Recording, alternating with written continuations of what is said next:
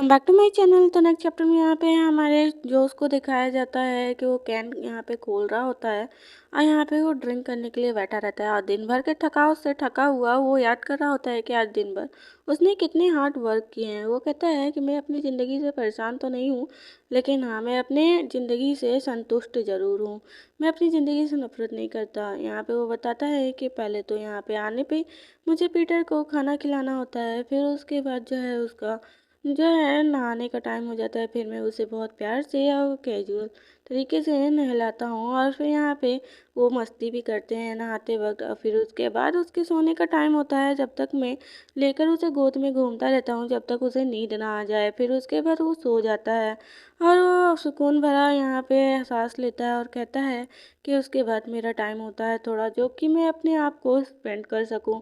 यहाँ पे खुश भी होता है कि ये ज़िंदगी बहुत अच्छी है और अगर पीटर इस कॉलेज जाने लगेगा तो भला क्यों नहीं रहूँगा मैं उसका बाप होकर।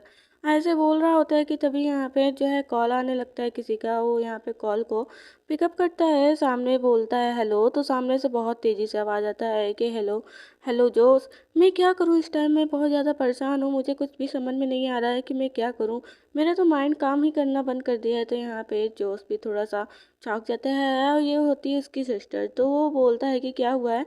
तो कहते हैं कि मॉम जो है अचानक से बेहोश हो गई और जो है मैंने जो उसको उसको हॉस्पिटल लेकर आई हूँ और उसके बाद जो है डॉक्टर उसे इमरजेंसी में लेकर गए हैं, अभी उसका इलाज चल रहा है। तो वो पूछता है कि डॉक्टर निकला तो फिर क्या बोला है। तो कहते हैं कि उसकी जो है अभी जो है कंडीशन ख़राब है, लेकिन उससे आज सही हो गई है पहले से, इसलिए डॉक्टर ने उसे एडमिट कर लिया है और उसे जो है यहाँ पर सर्जरी के लिए बोला जाता है। तो यहाँ पे वो कहता है कि देखो तुम चिंता मत करो, तुम रो मत और सब कुछ सही हो जाएगा और तुम यहाँ पे बैठी रहो और उसके बाद मॉम का ध्यान दो। और यहाँ पे वो कहता है लेकिन मैं कैसे अकेले सब कुछ हैंडल करूँ। ऐसे कहने के बाद वो रोने लगती है और कहती है कि पीटर यहाँ पे बोलती है कि जोश प्लीज़ जो भी हो सके करो। तो यहाँ पे फिर उसके बाद ईमा का वो कॉल काट देता है और यहाँ पे वो कहता है कि मेरी मॉम बहुत ज़्यादा मतलब बीमार है, लेकिन इन मुसीबतों का कैसे हल निकाला जाए। और फिर उसके बाद यहाँ पे उदास हो जाता है, वो फ़ोन को देख ही रहा होता है कि सामने से आवाज़ आता है, जिससे जो हमारा जोश रहता है सामने देखते हैं तो पीटर होता है जो नींद से उठ चुका रहता है उसकी आवाज़ सुनकर। और यहाँ पे आंखों को मलते हुए कहता है डैडी।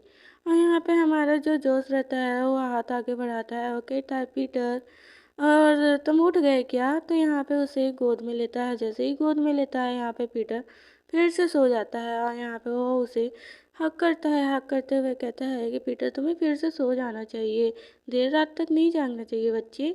ऐसे बोलकर उसे यहाँ पे टाइटली हक करता है और कहता है कि हम दोनों मिलकर मुसीबतों का सामना करेंगे। नेक्स्ट डे यहाँ पे उसके ऑफिस का दिखाया जाता है। वो यहाँ पे एक लेडी से मिलता है, वो कहते हैं गुड मॉर्निंग रोजी। तो रोजी भी बोलती है कि गुड मॉर्निंग। और वो कहती है कि तुम आए हो, अभी बॉस जो है अक्सर करके सुबह आ जाते हैं, आज लेट कर रहे हैं। तभी वो न्यूज़पेपर देखता है, वो कहती है कि क्या मैं आपके लिए कॉफ़ी मंगाऊँ। तो कहता है हाँ। फिर न्यूज़पेपर देखते हुए बोल रहा होता है और वो कहता है वो आते हुए कॉफ़ी लेकर बोलती है कि तुमने न्यूज़पेपर देखा, उसमें बहुत सारे लोगों का अभिनेता की वजह से मौत हो गई, क्या सच में वो बहुत हैंडसम है। तो वो बोलता है कि पता नहीं। और फिर यहाँ पे वो पूछती है पीटर का हाल और फिर उसके बाद वो कहती है कि वो अभिनेता सच में इतना खूबसूरत है कि उसकी वजह से सारी लड़कियां घायल होती जा रही हैं, मरती जा रही हैं। तो यहाँ पे वो पीटर का हाल पूछने के बाद वो कहती है कि जो वैसे पे जो है मुझे देखकर तुम्हें लगता है कि तुम इतनी प्रिटी हो एकदम अल्फ़ा की तरह। ज़रूर वो भी अल्फ़ा होगा, लेकिन तुम्हें देखकर मुझे भी ऐसा प्रिटी इतना फेस देखकर लगता है अल्फ़ा हो, लेकिन तुम तो बीटा निकले। तो यहाँ पे वो बोलता है कि मैं ना अल्फ़ा हूँ ना मैं बीटा हूँ, मैं तो एक ओमेगा हूँ। यहाँ पे वो बोलता है कि मेरे जो फोरोमेंस हैं वो बहुत कम हैं और मेरे जो है कान में वाइट मार्क है, मतलब वो पहले से मार्क किया हुआ है किसी के अल्फ़ा के द्वारा।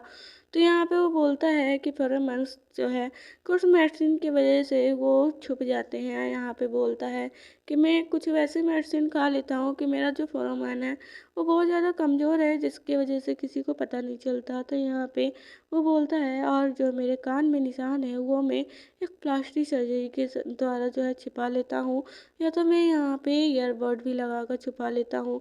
फिर वो बोलती है कि वैसे ओमेगा और अल्फ़ा को तभी पहचाना जा सकता है जो फेरोमोन्स रिलीज करते हैं। तो यहाँ पे वो बोलती है कि वैसे पीटर को अकेला पालना बहुत मुश्किल होगा ना, उसकी माँ का तो कुछ पता ही नहीं है। तो यहाँ पे रोज़े करीब आ जाती है। यहाँ पे हमारा जो जोश रहता है वो बोलता है कि कुछ ज़्यादा ही नहीं करीब हो रोज़े तुम। तो वो कहती है कि तुम मेरी बात सुनो, क्या इतनी इस उम्र में बच्चों को अपनी माँ की ज़रूरत नहीं पड़ती। तो यहाँ पे वो बोलता है कि वो स्टडी के लिए गई है और स्टडी करने के बाद वो वापस आ जाएगी, क्या पता वो अचानक से यहाँ धमक पड़े तो तुम्हें सावधान रहना चाहिए रोजी। मतलब उसे धमका रहा होता है कि तुम्हें इतना करीब नहीं आना चाहिए। वो कहता है कि कदमों की आवाज़ सुनो, क्या पता वो आ रही हो। तो यहाँ पे वो कहते हैं कि तुमने मुझे तो डरा ही दिया। तभी यहाँ पे सीनियर आते हैं और यहाँ पे सीनियर का नाम होता है मार्क। वो कहते हैं कि यहाँ पे क्या चल रहा है, यहाँ पे जॉस तुम मुझसे मिलने आए हो। तो वो कहता है कि हाँ। तो यहाँ पे वो गुड मॉर्निंग बोलता है। वो कहते हैं चलो, जब तुम मुझसे मिलने आए हो तो मेरे ऑफिस के अंदर चलो। और ऐसे कहने के बाद यहाँ पे वो जाने लगते हैं और यहाँ पे मार्क और जोश दोनों जो है ऑफिस के अंदर जाते हैं। यहाँ पे मार्क अपने ऑफिस के अंदर जाकर सीट पे बैठ जाता है और जोश खड़ा रहता है। वो कहता है कि वैसे जो है मेरे पहले की जो सैलरी थी मुझे वो चाहिए, जो मेरा पेमेंट अभी रुका हुआ है। वो कहता है अच्छा। तो यहाँ पे वो बोलता है कि कितना।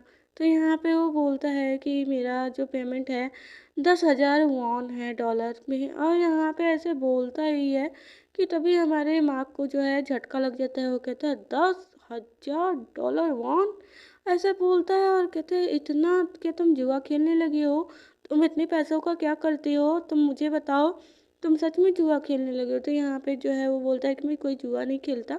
असल में बात ऐसी है, मेरी मॉम बीमार है और इस टाइम इमरजेंसी में भर्ती है, इसलिए मुझे वो पैसे चाहिए। वो कहते हैं कि अच्छा, हो मुझे पता है वो पुरानी बीमारी, लेकिन तुम्हारे मॉम की तो पहले से ही किडनी फेल हो चुकी है। तो कहता है कि क्या मुझे कोई जॉब मिल सकती है?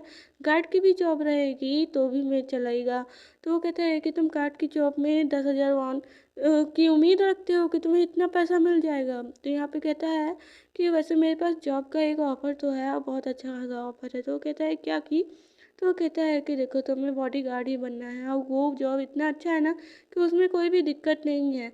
और वो तुम्हें हर चीज़ों की, मतलब तुम जितना पैसा मांगोगे तुम्हें उतना मिल जाएगा। तुम्हें वो सब मिलेगा जो तुम जितना चाहते हो, यहाँ तक रहने खाने हर चीज़ की व्यवस्था। तुम्हारे साथ अच्छा बिहेव भी किया जाएगा, लेकिन उस व्यक्ति की कमी है। तो वो कहता है किस नाम क्या है? तो वो बोलता है कि चेस मिलन। और यहाँ पे चेस मिलन का जैसे ही नाम सुनता है वो उसका चेहरा उसके सामने आ जाता है। तो हमारा चेस मिलन ही मेन कैरेक्टर है और वो अल्फ़ा है। और वो बोलता है कि भला मैं उसका नाम कैसे भूल सकता हूँ, उसकी बैगनी आंखें, सुनहरे बाल जो नेचुरल हों, और वो उसी ने जो है मेरी ज़िंदगी को इस तरह ख़राब की है। वो बोलता है कि उसी ने जो है मुझे यहाँ पे मार्क भी किया है और यहाँ तक जो है मेरे साथ फर्स्ट नाइट बिताकर मुझे यहाँ पे प्रेग्नेंट भी किया है। और उसका चेहरा याद करता है। वो कहता है कि भला मैं उसे कैसे बोल सकता हूँ। तो पहले हमारा जो जोश है वो चेस मिलर का यहाँ पे बॉडीगार्ड था, फिर से उसको वही जॉब मिल रही है तो उसे फिर से उसी के पास जाना होगा। तो स्टोरी काफ़ी इंटरेस्टिंग है। किसी और ने भी एक्सप्लेन किया है, आई नो, मुझे पता है, लेकिन फिर भी मैं इसे एक्सप्लेन करना चाहती हूँ क्योंकि स्टोरी अच्छी लगी मुझे। पसंद आए तो कमेंट में ज़रूर बताना। चैनल को सब्सक्राइब कर